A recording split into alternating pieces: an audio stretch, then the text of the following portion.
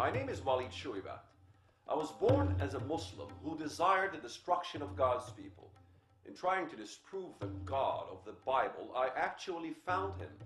Now I have dedicated my life to revealing the truth about Islam through books, radio, television, and the internet. In this series, we will discuss biblical end times prophecy and what the God of the Bible has to say about the very days we are living in now.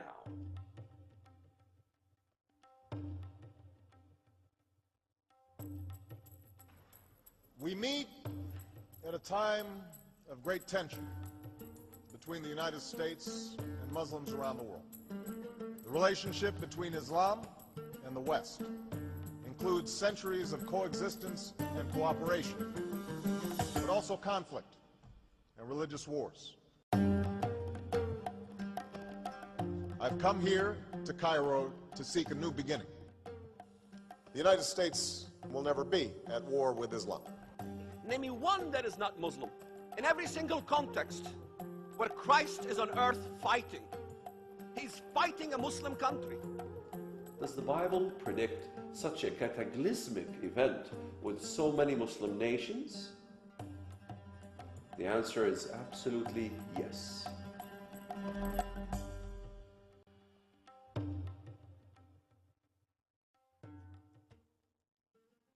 Even if you don't believe the Bible, world circumstances are now bearing out exactly what it predicts will happen. Either the prophets are prophets or they are perfect guessers. The call for a unified Islamic coalition ruled by an Islamic dictator is now quickly becoming a reality. On September 17, 2005, the Iranian President Mahmoud Ahmadinejad addressed the United Nations National Assembly in New York City. He concluded with his speech with the following declaration and prayer, quote, "From the beginning of time, humanity has longed for the day when justice, peace, equality, and compassion envelop the world. All of us can contribute to the establishment of such a world. When the day comes, the ultimate promise of all divine religions will be fulfilled with the emergence of a peaceful human being who is higher to all prophets and pious men. He will lead the world to justice and absolute peace. Almighty Lord, I pray to you to hasten the emergence of your last repository, the promised one, the perfect and pure human being, the one that will fill the world with justice and peace." Think about this. Before the United Nations National Assembly in the heart of New York City, the President of Iran called out to his God to hasten the emergence of the Mahdi, one that would ultimately cause the religion of Islam to rule over the earth and destroy all those who refuse to submit. When has this ever happened? Western reporters scrambled to identify this mysterious Al-Mahdi and found him in the ancient sources of both Shia and Sunni Holy Writ. The West finally had their first introduction to Islam's awaited Messiah.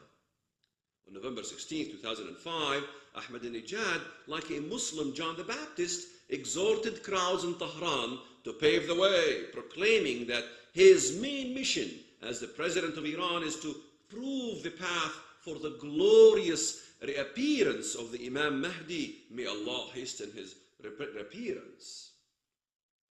As if that is not astonishing enough, according to Ahmadinejad, this Mahdi will arrive in the next 2 years. The personal relationship with this Muslim Messiah goes beyond announcing his soon coming. Ahmadinejad even claims to converse with this Mahdi. If one thinks this is an anomaly, think again. Iranian leaders set up an institute in 2004 for the study and dissemination of information about the Mahdi. It is fully staffed and even produces children's magazines to influence the younger generation, a Hitler-style youth brainwashing of masses who awaits the Grand Imam and Islam's supreme ruler and Messiah. With weapons of mass destruction and a few nuclear bombs, he might even cause lightning to come down from heaven, as the predicted Mahdi will do. One slight adjustment though. However, the carrier of this nuclear-tipped Shahab will be a transit flight lobbed from an ocean liner right over New York City, perhaps. The Shahab, the choice name picked for Iran's missile, literally means lightning. Everything except the completion of his nuclear program is in place, including the reception site of Mahdi. Over $20 million was spent refurbishing the mosque in Jamkaran, just outside the holy city of Qum. It is ready for the grand finale. The countdown has begun. From the birth pangs of the Holocaust, Israel was born. Why is it every time I speak to a secular audience about Israel, Muslims tell me the birth of Israel was a self-fulfilled prophecy? Did the Jews drag 6 million to their death in order to accomplish such a thing? What does one think about Iran's Hujjatiyya society? Considered by mainstream Shia Muslims to be the lunatic fringe. The Hujjatiyya society is governed by the conviction that the 12th Imam's return can be hastened by the creation of a period of chaos on earth which they must fulfill. The group is so extreme that even the late hardliner Ayatollah Khomeini banned them in 1983. This is the same Khomeini who, when asked by a companion how he wanted the Ministry of Justice restructured, replied, quote, "Anyone who is against me is against Allah and must be killed where they stand. No other justice system is required." It is easy to understand why so many claim that Ahmadinejad is a member of Hujjatiyya. Ahmadinejad's mentor and spiritual advisor, Ayatollah Misbah Yazidi. Ahmadinejad's mentor and spiritual advisor, Ayatollah Misbah Yazdi, is considered by many to presently be the highest-ranking member of the Hujjatiyya society. Ahmadinejad's mentor and spiritual advisor, Ayatollah Misbah Yazdi, is considered by many to presently be the highest-ranking member of the Hujjatiyya society. But it is the defining element of the Hujjatiyya society that has so many concerned. As stated, Hujjatiyya believes that the Mahdi's return will be preceded by world chaos, war, bloodshed throughout the earth. After this cataclysmic confrontation between forces of good and evil, the Mahdi will lead the world to an era of universal peace. The danger present with this volatile combination of beliefs has not been articulated any better than by former Israeli Prime Minister Benjamin Netanyahu, who described Hujjatiyya this way. I was looking for an analogy to try to explain to Americans what it is that is so dangerous about Iran acquiring nuclear weapons. You remember those crazy people in Waco, Texas? Imagine David Koresh with nuclear weapons. Imagine David Koresh not with hundreds of followers, but millions of followers with nuclear weapons, wanting to obliterate America, wanting to obliterate America's allies, wanting to take over the world's oil supply. If a lunatic escaped from this asylum, that is one thing. However, if they can get their hands on a nuclear weapon, that is another matter. This is that kind of cult. It's a cult of the Mahdi. In truth, no one should view Ahmadinejad as a John the Baptist paving the way for Messiah. A more fitting parallel is Judas Iscariot, the zealot who many speculate attempted to force Jesus to take his throne as king of Israel by betraying him. The Hujjatiyya are to the Muslim world what some Jewish zealots were to first-century Jews. They believe they can manipulate Allah and force the Mahdi to appear. Or perhaps Allah will find a better candidate with more manipulating charisma to be his right arm. But among those monitoring Iran's Mahdi obsession, few point out the spread of this infestation in the neighboring Iraq, in not only the Shia strain, but also the Sunni. In January of 2007, American troops in Iraq, like pest control, fighting from one area to the other, killed Ahmad Hasni al-Yamini, a man who had claimed to be the Mahdi. Hasni was a leader of the group known as the Jaish al-Jannah, Army of the Heaven, and had gathered between 600 and 700 followers, including many Sunni Muslims, recruits from ranks of Al-Qaeda.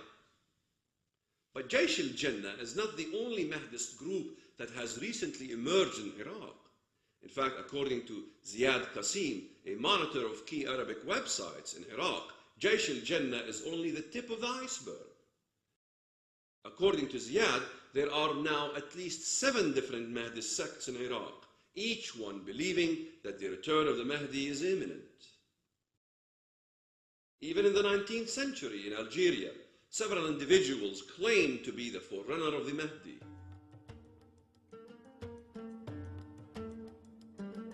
Jesus made it clear that in the last days, many deceivers would emerge claiming to be the Messiah or a prophet and leading many people astray. As we look at the present explosion throughout the Muslim world of Islamic Messianism, all believers should realize that this is a clear sign that we are now approaching the end times. It's not only a call for Mahdi, but a revival of a caliphate as well. Muslims regard themselves as members of one ummah, a community, Muslim believers of the whole world. This concept dominates the Muslim world.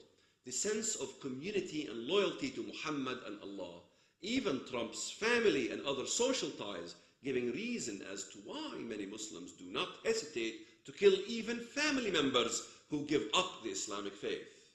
Add to this the simple fact that the Islamic sacred traditions are filled with prophecies foretelling the triumph of Islam over the whole world.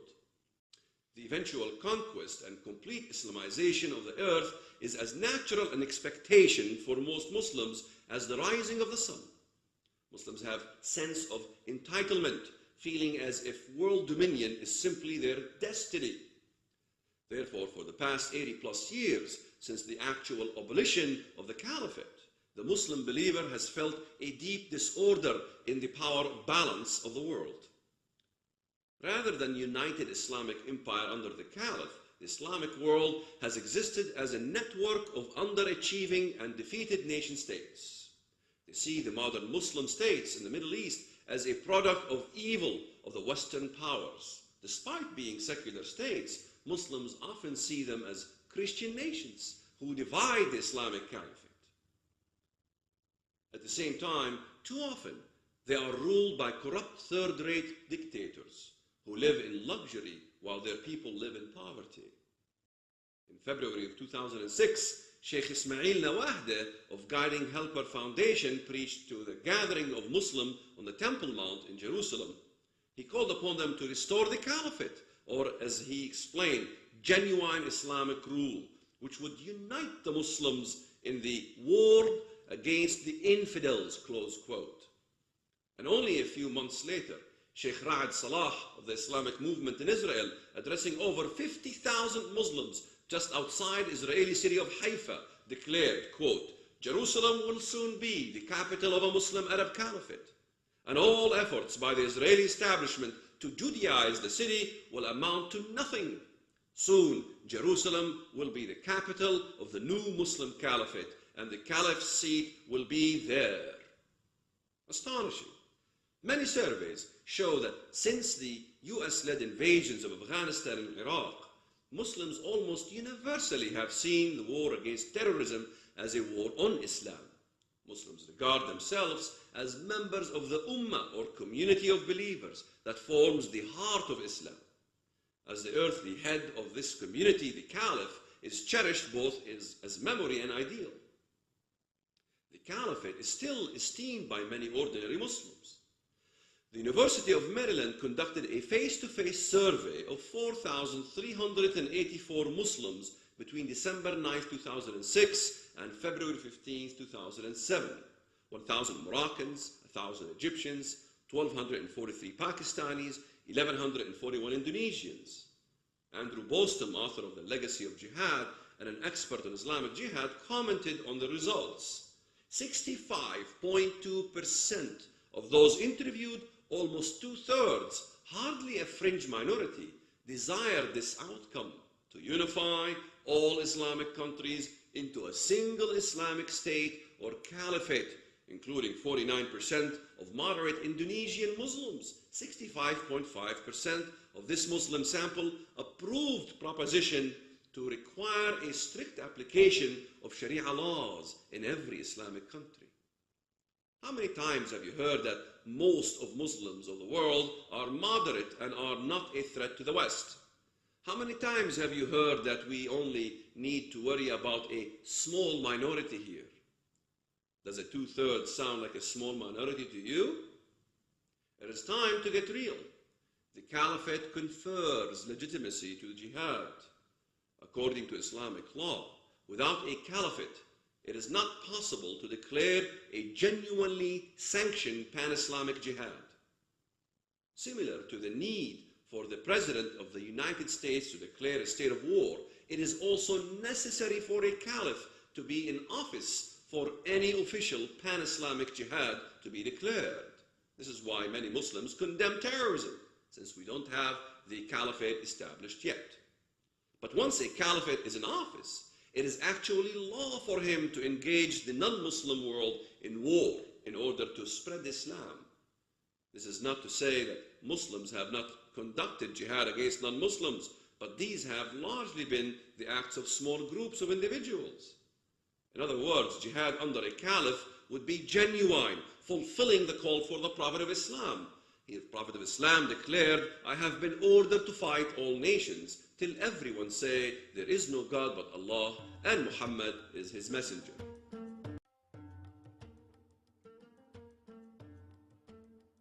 And so we have the convergence of numerous geopolitical realities, Bible prophecy, Muslim end-time beliefs, and even American intelligence, all pointing to the same conclusions, all confirming the many prophecies that were made in the Bible thousands of years ago. Now is the time for believers everywhere to prepare both their hearts and their affairs. It is time to get your house in order, and if you are a non-believer, now is the time to reconsider your position. Now we will see that coalition of Ezekiel 38 is forming right before our eyes. New developments seem to fall into place daily. In this section, we will show some of the latest events that significantly supports the prophecy of Ezekiel 38. From this prophecy, we know that among the specific nations that will be part of the Antichrist 10-nation coalition are Turkey, Iran, Sudan, Syria, and Libya. Many other nations will also submit or fall to the Antichrist, but the exact order of these events we cannot be sure. Through several of the other prophecies, we know that Lebanon and the Palestinian territories will be involved as well. With Sudan, we could also see Somalia as part of the coalition. Several Central Asian states are likely, such as Afghanistan, Pakistan. With Libya, we could also see other North Africa nations involved like Morocco, Algeria, Tunisia, etc.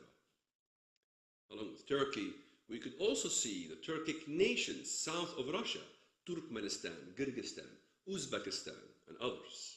But for now, we will stick only with the nations that we are clearly presented within the Gog-Magog prophecy: Iran, Syria, Libya, Sudan, and Turkey. Analysts now nearly all agree that perhaps the most significant unintended consequence of America's war in Iraq and the toppling of Saddam Hussein is that the majority of Shia Muslims of Iraq, those who were significantly suppressed under Saddam's regime, have arisen to a great political power in Iraq. And the ripple effect this has caused is significantly changing the balance of power in the Middle East. One of the most basic elements of Middle East politics that one needs to understand is the power balance between the Sunni and the Shia nations. For the past 50 years, the Kingdom of Saudi Arabia has been the top dog oil-producing nation in the Middle East. Not only that Saudi Arabia clearly is a top oil producer, but she also has the greatest global percentage of readily available oil reserves. Simply put, whoever has the oil has the money and the power. The Kingdom of Saudi Arabia is also a Sunni Muslim nation, now standing on the other side of the ring just across the Persian Gulf is Iran. Iran is the second greatest oil producer in the region and is far and away the Shia stronghold of the earth. Since late 1970s, when the Iranian Revolution began, Iran has been struggling to cast itself as the greatest and most powerful Muslim nation in the world. So remember this.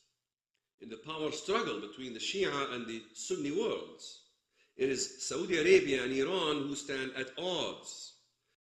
The Kingdom of Saudi Arabia and Iran represent leaders of the two power blocs, the Sunni and the Shia blocs. While not all Muslim nations are so deeply concerned about these sectarian divisions, within the Middle East proper, this power struggle is everything seconded only by the greater Muslim world's hatred for Israel and the West. It is for this reason that the nations of Saudi Arabia, Egypt, and Jordan have emerged as partners in their resistance to the growing power of what is now being called the Shia Crescent. With this background set, we can now move on to see which nations are taking which side and why. While many would assume that those nations that are Sunni would join Sunni alliance and the Shia would join Iran, it is not that simple. Instead, many Muslim nations are siding up according to which nations are perceived as friendly to the West and Israel versus those nations that have assumed a more Islamist and radical disposition. So on one side, we have a primarily Sunni and so-called moderate Western-friendly coalition, and on the other side is a divided Shia-Sunni coalition that's staunchly anti-West and far from moderate. This divided Sunni-Shia dimension to the emerging Islamist coalition fits perfectly in line with what we are expecting to see with regard to the final Antichrist coalition, in that the kingdom will be divided, Daniel 2:41. In light of the various blatantly anti-Semitic statements and threats that are made regularly by leaders throughout the Middle East, one cannot help but view such an optimistic outlook as being ridiculously naive, as Palestinian leaders regularly claim that Islam commands to destroy Israel and that they will never accept a peace with the Jews. In the past, like Olmert and others like him, still believe that peace with the Palestinian people is possible. This is in 1938 all over again. I remind you of Neville Chamberlain's now infamous declarations of optimism regarding the peace agreement that he had established with Adolf Hitler. On September 30th, 1938, the newspaper read as follows: Prime Minister Neville Chamberlain arrived back in the UK today holding an agreement signed by Adolf Hitler, which states that German leaders desire never to go to war with Britain again. Mr. Chamberlain declared that accord with the German signed peace for our time. After he had read to the jubilant crowd gathered at Heston Airport in West London, the German leader stated in the agreement, "We are determined to continue our efforts to remove possible sources of difference and thus to contribute to assure the peace of Europe." Likewise, and even more frightening, is the Apostle Paul's warning to the church regarding Christ's return. Quote, "Now, brothers, about times and the dates we do not need to write to you, for you know very well that the day of the Lord will come like a thief in the night. While people are saying peace and safety, destruction will come on them suddenly, as labor pains on a pregnant woman, and they will not escape." 1 Thessalonians chapter 5, verses 1 to 3. But beyond the fact that the Saudi initiative peace deal is truly a joke, it is also not really even an Arab peace deal at all, rather a plan set forth by the leaders of the Sunni nations who are trying to protect their own power while isolating Iran, Syria, and any other nations that do not wish to bow to the Saudi power bloc. As a result, this peace plan has actually caused Ezekiel's coalition of radical nations to continue strengthening their ties. It has been almost eerie to watch as it unfolds.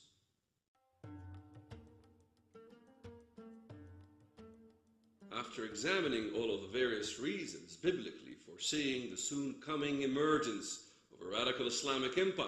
In fact, nearly every statistic is pointing to this very direction. And thus, the world that we live in is daily creeping closer and closer to perfectly reflecting that world of which the Bible prophesied thousands of years ago when it spoke of the end times.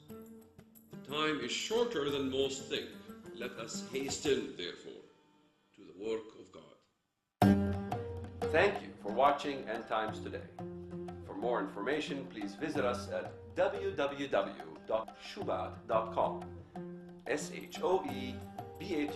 shoebat.com. Thank you.